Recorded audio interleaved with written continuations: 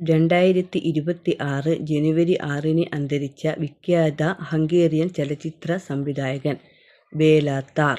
2026 ജനുവരിയിൽ സർക്കാർ സ്കൂളുകളിൽ പത്രവായന നിർബന്ധമാക്കിയ സംസ്ഥാനം രാജസ്ഥാൻ.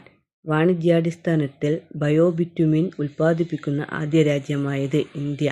മുംബൈ അഹമ്മദാബാദ് ഹൈസ്പീഡ് റെയിൽ പ്രൊജക്ടിന്റെ ഭാഗമായി ആദ്യ പർവ്വത തുരങ്കം നിർമ്മിച്ചതിവിടെ. പാൽഘർ, മഹാരാഷ്ട്ര.